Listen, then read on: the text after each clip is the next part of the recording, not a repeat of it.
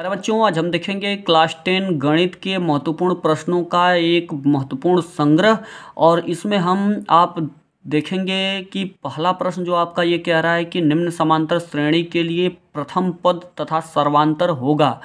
ये आपका इसमें प्रथम पद और सर्वांतर आपका ज्ञात करना है कि अगर ऐसी श्रेणी है समांतर श्रेणी तो इसमें प्रथम पद और सर्वांतर आपका क्या होगा, तो इसका ज्ञात करना है। और इसके बाद दूसरा जो प्रश्न कह रहा है वह कह रहा है कि चित्र में D E is parallel to B C यदि डी ए डी बराबर एक्स और डी बी बराबर, ये डी है, डी बी बराबर x-2 और ए ई बराबर x+2 और ई सी बराबर x-1, तो x का मान ज्ञात कीजिए। तो इस तरीके से आपका इस चित्र का यूज करके आपको सबका जैसे मान दिया हुआ है कि AD बराबर कितना, DB बराबर कितना, इस तरीके से AE बराबर कितना और EC बराबर कितना, तो इस तरीके से आपको इसमें x का मान आपको निकालना है।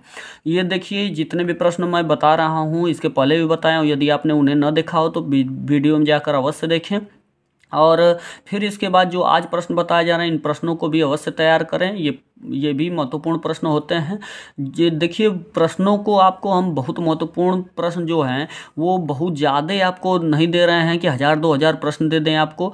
इसमें से जो प्रश्न आज तक जितने भी प्रश्न बनाए गए हैं वो सभी के सभी प्रश्न अपने में अद्वितीय हैं। उन प्रश्नों में से ही आपको या पैटर्न वैसा ही होता है एग्जाम में आने का, इस पर आप विशेष गौर करें। केवल अंकों को बदल सकता है, लगाने का तरीका वगैरह सेम होगा।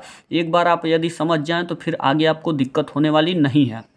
इस जितने भी बताए हुए प्रश्न हैं उन सभी सभी प्रकार के प्रश्नों को आपको हल करना अति आवश्यक है, जिससे कि एग्जाम में आने के बाद आपको ये न हो कि ये हम नहीं लगा पाए और ये हमने अच्छे तरीके से नहीं देखा। इसे हर तरीके के प्रश्न को आपको देखने की आवश्यकता है। इसमें देखिए तीसरे में कह रहा है आपको कि तीसरा जो प्रश्न है वह कह रहा है कि एक थैले में 3 लाल और 2 नीली गेंदें हैं। थैले से यादृच्छा एक गेंद निकाली जाती है, एक नीली गेंद के निकाले जाने की प्रायिकता ज्ञात कीजिए। तो ये आप जरूर तैयार कीजिएगा। इसके बाद कह रहा है कि यदि S 10, 15, R 20, 35 और 40 का समांतर माध्य, ये समांतर श्रेणी, इसका समांतर माध्य जो आपका ये 21 है, यानी कि ये जो आपका जो डाटा दिया गया है इसमें समांतर माध्य इस पूरे डाटा का 21 है, तो R का मान ज्ञात कीजिए। यानी यहाँ पे यहाँ पे ये आपका ये S नहीं होगा, ये 5 होगा, क्योंकि 2 मान अज्ञात हो जाएंगे तो दिक्कत हो जाएगा। ये आपका 5 होगा, 5, 10, 15 तो 20 और 35 यहाँ पे दिया है, तो R का मान आपको निकालना है कि इसमें समांतर श्रेणी समांतर माध्य यदि आपका ये है तो इसका R का मान कितना होगा इस श्रेणी में। एक लंबवृत्तीय बेलन के आधार पर क्षेत्रफल 9 पाई सेंटीमीटर स्क्वायर है, तो इसके आधार का व्यास होगा। तो ये इसका आधार का व्यास ज्ञात करने के लिए कह रहा है। अगला जो प्रश्न है वह 2 tan square 45 plus cos square 30 degree minus sine square 60 degree है, तो इसका मान आपको ज्ञात करना है। इसके बाद अगला जो प्रश्न है आपका वह कह रहा है कि किसी पेड़ की छाया उसकी ऊंचाई से √30 गुनी है, तो सूर्य के उन्नयन कोण का मान होगा। ये आपको निकालने के लिए कह रहा है। अगला जो इम्पोर्टेंट प्रश्न है वह है कि एक 22 सेंटीमीटर लंबे और 18 सेंटीमीटर चौड़े दफ्ती के टुकड़े को मोड़कर 18 सेंटीमीटर ऊंचा एक बेलन बनाया जाता है। इस प्रकार बने हुए बेलन का आयतन ज्ञात करने के लिए कह रहा है। अगले प्रश्न में आपको ये कह रहा है कि समीकरण 3x square minus 7x plus 2 के मूलों के गुणनफल तथा योगफल बिना मूल ज्ञात कीजिए।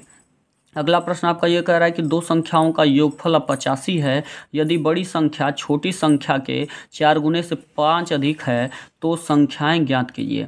अगला प्रश्न कह रहा है कि उस AP का 31वां पद ज्ञात करें जिसका 11वां पद 38 है, 16वां पद 73 है।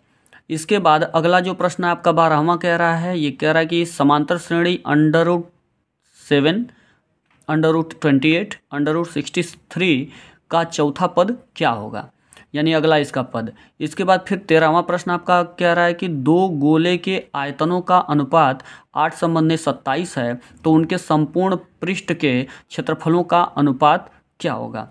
और 14वां प्रश्न आपका ये कह रहा है कि यदि बारंबारता सारणी का माध्य 27 और माध्यिका 33 हो तो बहुलक होगा। तो इसका बहुलक ज्ञात करना है आपको। और अगला प्रश्न है 15वां, इसमें कह रहा है कि किसी गोले के संपूर्ण पृष्ठ का क्षेत्रफल 616 सेंटीमीटर स्क्वायर है तो गोले का आयतन आपको निकालने के गोले का व्यास आपको निकालने के लिए कह रहा है कि इसका गोले का व्यास क्या होगा। अगले प्रश्न में कह रहा है कि दो घनों के आयतनों का अनुपात एक संबंधे 27 है तो इनके कुल पृष्ठ क्षेत्रफलों का अनुपात आपको ज्ञात करना है। इसके बाद 17वां और आखिरी प्रश्न इसमें कह रहा है कि एक पासे को फेंका गया और एक विषम संख्या आने की प्रायिकता होगी।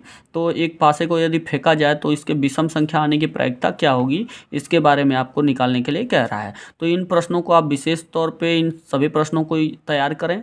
अंकों को बदल सकता है, पूछने का तरीका यही होगा और लगाने का तरीका भी वही होगा। तो इस तरीके से आपको ज़रूर इन प्रश्नों को तैयार कर लेना है जिससे कि आपको एग्जाम में किसी प्रकार की कोई दिक्कत ना हो।